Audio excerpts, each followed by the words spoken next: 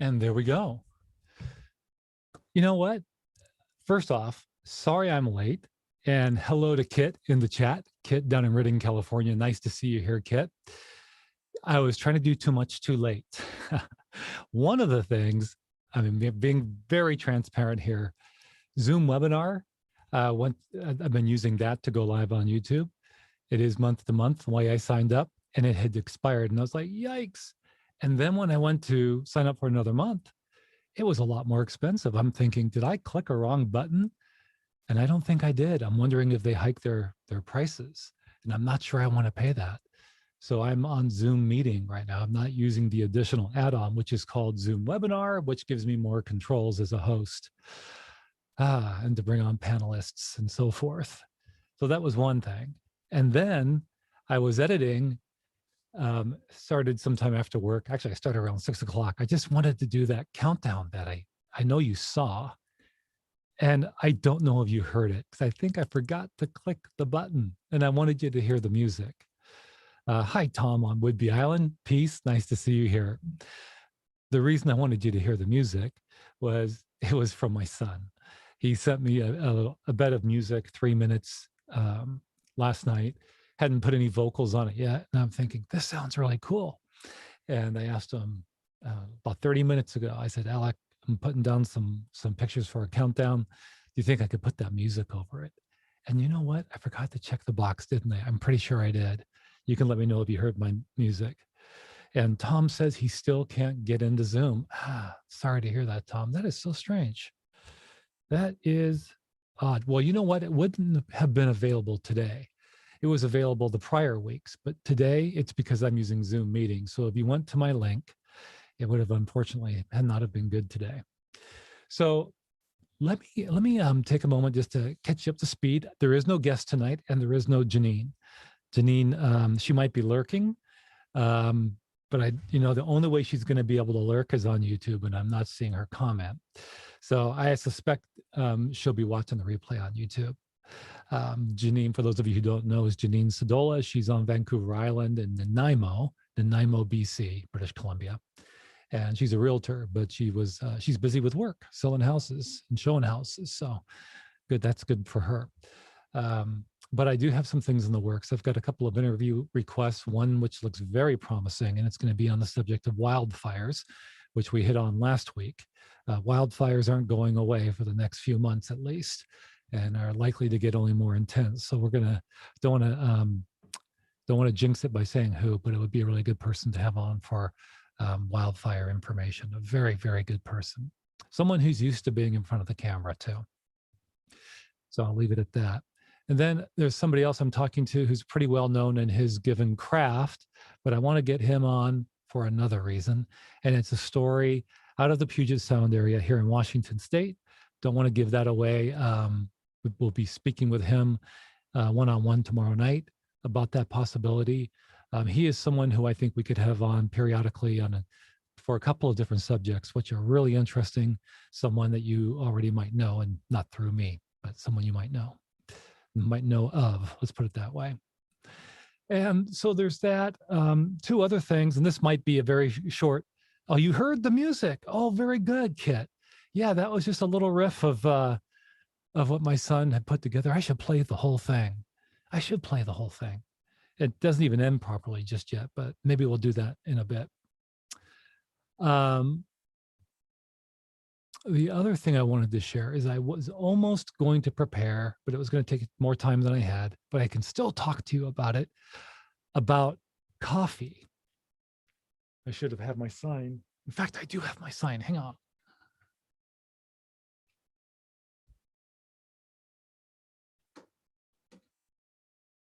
This is a sign that's appeared in my videos from time to time over the years. So true of this household. But first, coffee. That's a shout out to Jim Lipsy in Tampa Bay, Florida. Tampa, Florida. Hey, Jim, if you catch the replay, I don't know that you're here tonight. But coffee is expensive, and we know it's getting only more expensive. But coffee can be hard to find.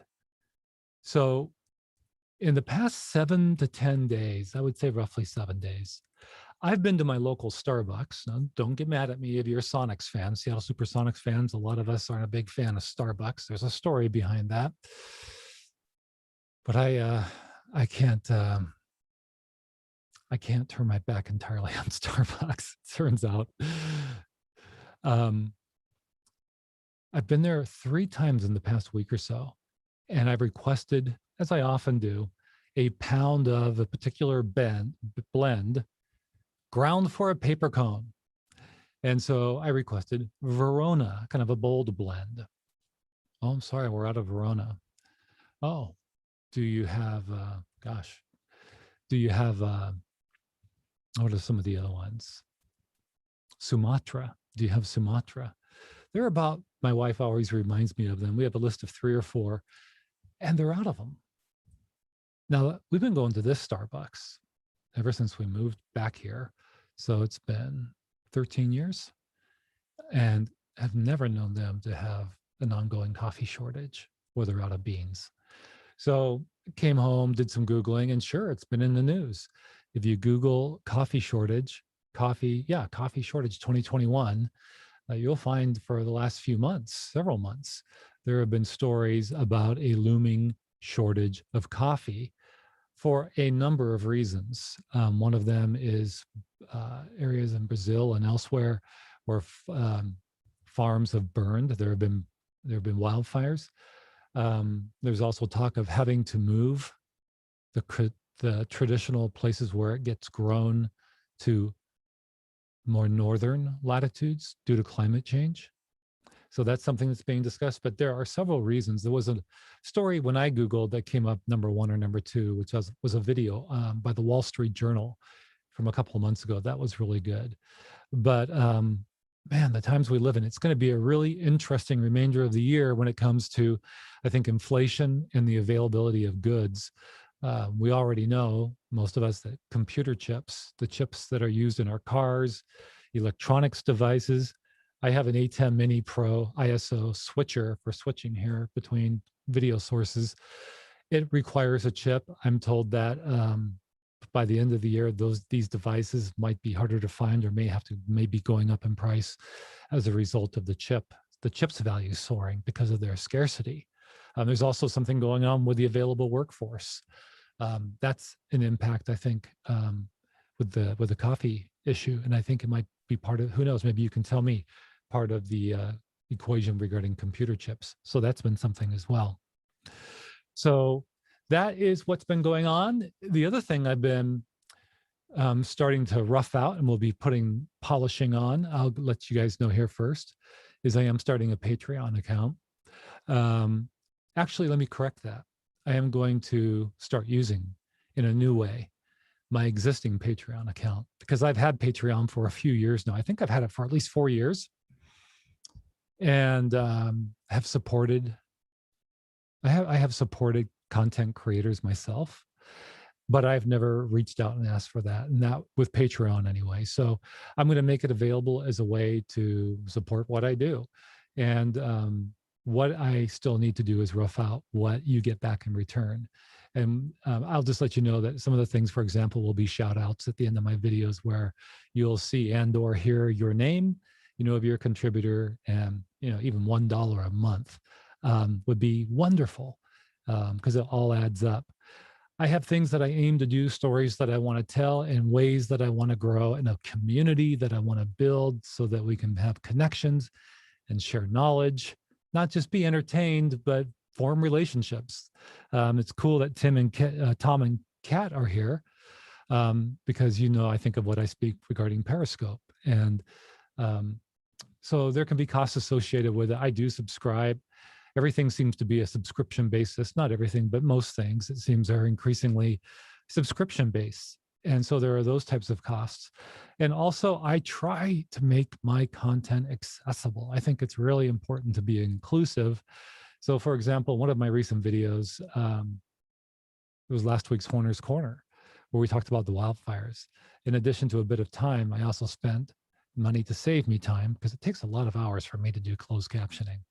And there are people who are faster at it. So I use a service called rev.com, and it cost me nearly $80 and then a bit of my own time. So that, and any contribution helps push it forward, and I definitely want to give back. And so in addition to the shout outs, I'll be thinking of some other things I can do, maybe some exclusive live streams, and I'm even thinking about making some of my photography available at very low prices, for download, high resolution, available for prints. So that's something that I'm still thinking about how to go about. But the site is still very much evolving, but it's there officially if you want to check it out. The background image is going to change. It's just my logo. It's too big for that. I'm going to have a picture back there, but it's patreon.com/beyond 90 seconds. So patreon.com, patreon.com/beyond 90 seconds. Part of this too is me. I've always been hesitant, I think, to kind of reach out in this way where people can support. But I know that there are people who find value in this, and I'm hoping that they can. Well, I'm hoping that this is the first step in me getting over my shyness about, saying, hey, you're welcome to support, and I can provide you with some viewer benefit, participation benefit, building a community, and give back as well. So that's what that's about. I'm already thinking of one trip that I want to take that's elsewhere here in Washington State to bring you a story from a location that I have not photographed or brought you a story from before. So I'm going to be reaching out more and more to do this. So, and I would, for example, with the Patreon community, I would be reaching out for your story ideas more directly, and we could have discussions and thinking about, we could have a private Facebook page or a Discord. I'm already on Discord. So these are the things that I know some people who use Patreon do. A lot of people use these things. So these are some things that I'm thinking about doing as well to bring into the fold. So look at Tom. He's got a big surprised look in his emoji. I don't know what that was reacting to. But before we go out, let me go and see if I can find that song one more time. I don't know if I have it handy, if I have the full song, so I can share that with you. And the neat thing is, if YouTube flags me on this song, I can say, my son made this. Because I have created years ago, and I mean years ago, I created some music in GarageBand for videos that I was making, and YouTube flagged me for using someone else's song, and I had created it in GarageBand. So, but that said, I've been flagged even recently on content. It's regular that I pay for the rights to through my subscription. Over the years, for a lot of times for music, over the years, I used pond5.com. In fact, I'm a creator on Pond5. I have a lot of my video for sale there. But I now use primarily Envato Elements. It's a subscription. It doesn't have the inventory of Pond5 or Getty Images with photos anyway on Getty. But it's affordable. It's more affordable. My buck goes further, and there's still a robust selection of music, images, video, and other things. So, but even though I download and get a license for the royalty-free use of these songs, YouTube still flags, and then I gotta appeal it and check all the boxes and sign my signature saying yes, I'm aware of all the rules, but I'm still appealing it, and then I copy and paste my license, which I get from Envato Elements associated with that download, paste it into YouTube, into the appeal process. And usually within a day or two, I get the flag removed, and I can monetize. Right now, there is one that's out there that I appealed that still has not had a verdict. The person who made the claim or the organization has, I think it's 30 days to either approve or refute or deny my appeal. Now, I recently learned, you may recall that I made a video called Fascinating Nature Journey, and Janine contributed financially. We spent money on music for that. And I think for that, we went through Pond5. And I saw that it's flagged. I missed it. So all the monetization on that hasn't been going to me. It's been going to the content creator, the person who made the music, but I actually have a license. I got to go and dig that out from my Pond5 account. And you know what, guys? This goes back years. I've got stuff from 2013 that I did with our friend Christian Zasa. Um, the Port Hardy video, I believe I did, which is on another channel that Christian and I had, Eagle Nova Films. That stuff, I don't even think I had that channel monetized, but it got flagged, and I paid for that music, and I have a license. And I'm seriously considering bringing that video over to beyond90seconds.com, digging out the license and including it in Beyond 90 Seconds content, because what I'm doing, quite candidly, as I try to grow my channel, is I am bringing in some of the videos I've made and produced and have uploaded elsewhere. I'm bringing them into my YouTube channel. And a case in point was, I think it was last night, I brought in, it's a really neat video actually, where you get to walk in, you get the point of view because you're on a gimbal, your point of view. It was a gimbal, my iPhone at the time, on a gimbal in 2017, entering the historic Mukilteo, Washington lighthouse, going up the spiral staircase and looking out from the Fresnel lens that was, the light turning on and off through that glass dome with that lens, the bulb inside, and looking out toward Whidbey Island, Tom, where you live, and seeing the orange skies because of the wildfires that summer. It was August 2017. And so why bring that into Beyond 90 Seconds? Because I had created a channel where only that video was living. And it was for a channel I called Mukilteo History. And I was going to work with the Lighthouse volunteer group, but I was very much driving to Olympia at that time. And there were just not enough hours in the day. And so ultimately it never really went anywhere, that channel. So I have a playlist for Beyond 90 Seconds featuring, already it was 14 videos of Mukilteo in the fog, Mukilteo ferries, the ships going back and forth, sunsets and all this. And I thought, well, that lighthouse video would be nice in it too. So I wanted to include that in a playlist on Mukilteo. And Kit says, oh, that was a great one. Oh, I'm guessing you're referring to the Port Hardy video. That's one of my favorite videos I've done over the last, in terms of working with Christian, that is my favorite video. It's not the most popular video that we did together. The very first video I did, it's kind of twofold. I was doing a video, and I don't know whether or not I put it on YouTube. This is how I met Christian. My mom's place at the time on Camano Island, Washington, there was an eaglet. You'll like this, Kit, being a bald eagle fan. There was an eaglet that had somehow ended up out of the nest, couldn't fly. And I ended up telling the story about that eaglet's plight because it was in my parents' backyard. And the state eventually came out and took it to a wildlife rehabilitation effort, rescue organization. I needed some pictures. I would like to have had some pictures for that video of bald eagles.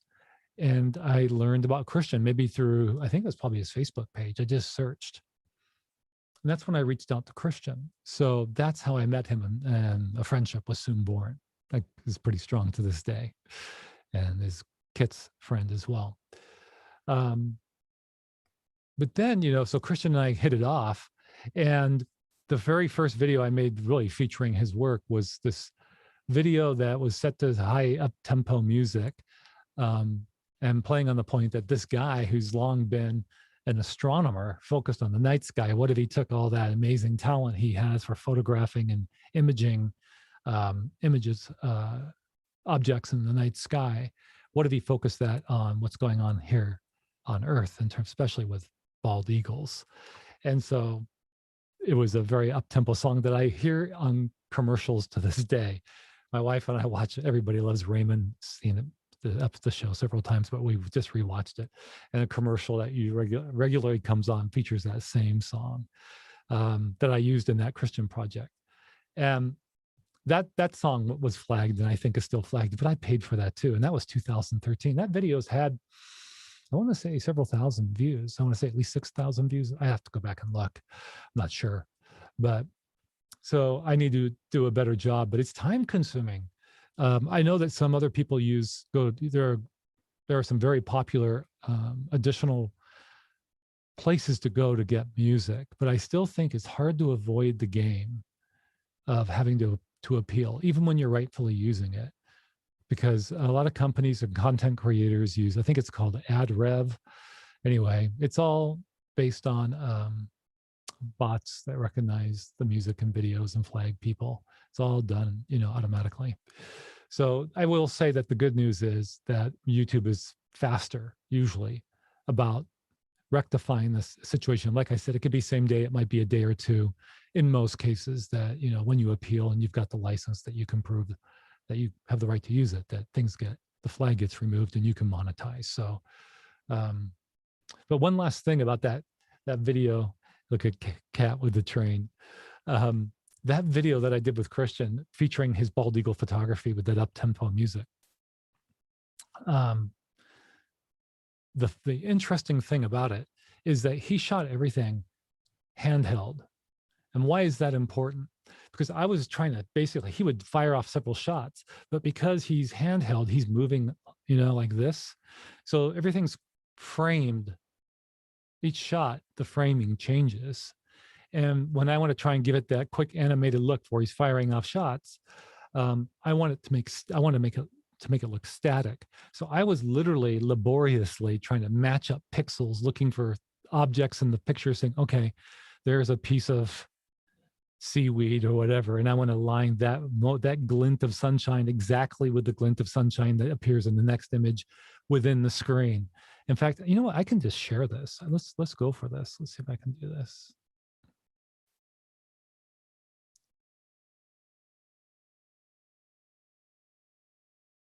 You guys will bear with me.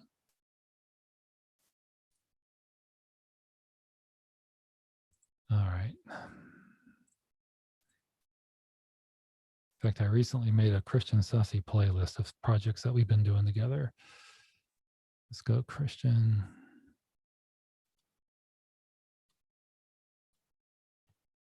Christian Sassy Bald Eagles. Yep, it's the #1 video that comes up. Oh, it actually has 19,000 views. So let's bring that up. And then we'll share it.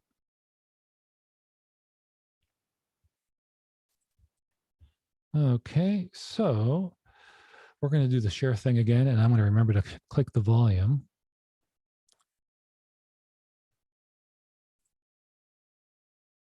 Okay, share sound, excellent. So here we go.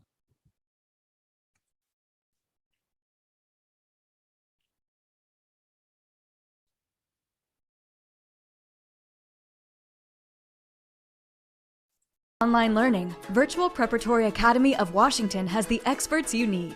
VPrep of Washington is a tuition-free K-8 online public school taught by Washington certified teachers.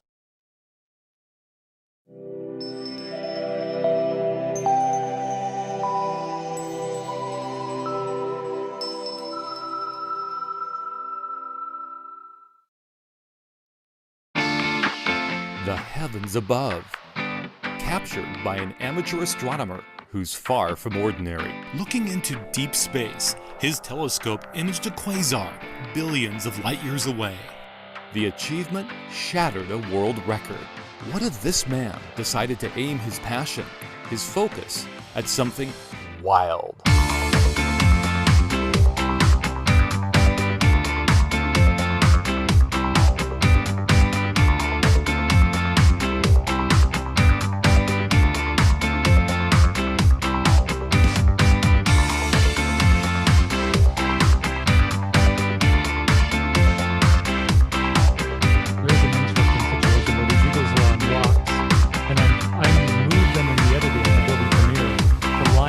If it were shot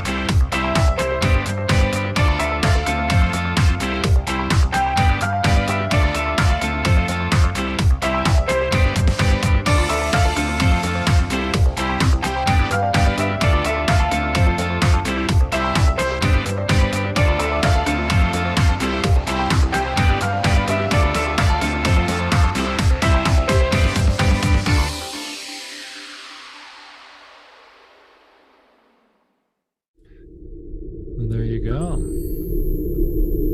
I got to move those end screens down lower because they're covering up the credits. It's not good. All right. Very cool. There's another one we did back, 7 years ago. How much has changed since that time? Over on the right side, it says a Facebook story, Christian Saucy photo. I think he maybe had 15,000 likes or followers on that page at that time. I can't remember the number, but it's Christian's, his photography is just incredible, and the number of followers has just exponentially grown. So let's bring it back over to the camera. We'll stop sharing, and then I can find your comments and get caught up on that too, I believe. You both are perfectionists, it says. Hard to hear my comments. Sorry about that. Sorry, that's right. The music was rather loud. I should have turned it down, Kit. Thanks. Yeah, I think that's a fair thing to say we're perfectionists, although I've learned not to be a perfectionist. Even more so, I would say the last, 10 to 15 years. But so I was like always aiming to be a perfectionist, and about 10, 15 years ago, it started coming down like this. But now I've recently made another down curve, if you will, because if I spend so much time being a perfectionist, things don't get done, or I'll have this idea and I'll talk myself out of not doing it, or if I do start it, just not finishing it. And I listened to recently a really good video where Jack Conte, the CEO of Patreon, was talking, and he talked about he was struggling with this issue for a number of years as a YouTube creator as well. And for him, it ultimately all became about clicking the button that says publish. And in his mind, that doesn't mean to say it's finished. It's just that that's the way it is in that moment in time. And once you publish it, sure, you could go back and play with it more, but you are more likely to go on and do something else and create something else. So I like that. And the other thing is that he illustrated really well in a video where there was a wastebasket, and you keep on seeing throughout the video, wads of paper, like ideas that went wrong, and you throw them at the trash can. So many of them miss. And even when people have wild successes, or organizations, individuals, whatever the case, typically in most people's stories, there are tons of wild misses compared to the ones that finally cross a goal line and score. And that's what it takes, and that's why, and I was saying this on another YouTube live stream last night, I'm really embracing failing forward. So that's kind of where I'm at with everything. But unless you guys have any further comments, I'll tell you, I'll give it a minute and see if you have any comments or questions in the YouTube chat. Otherwise, we'll keep it short tonight. It's my wedding anniversary. And it's not just mine, it's my wife's, right? So I want to give her some attention tonight as well.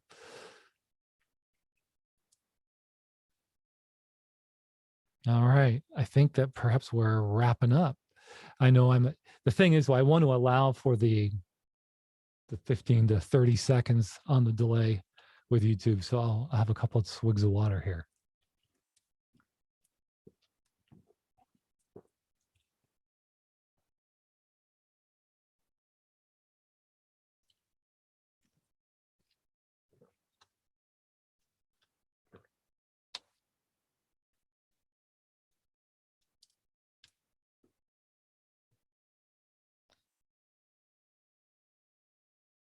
And just to repeat, because I know it was hard to hear, now that you bring it up, it makes perfect sense.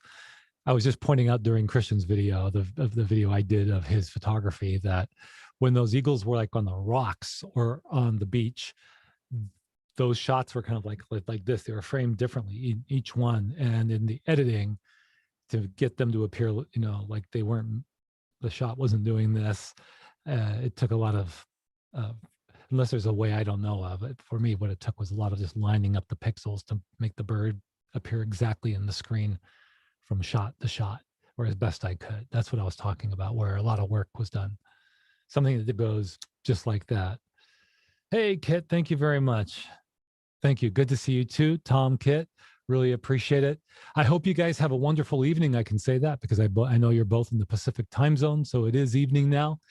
Take care, and I really appreciate you guys always being there over the years and coming by to say hello and not just watch and listen, but to engage. It's awesome, and I can't wait to hear more about what's going on in your neck of the woods too. So always feel free to reach out, or either during these live streams or outside of it too. Okay, take care, everybody. Bye bye.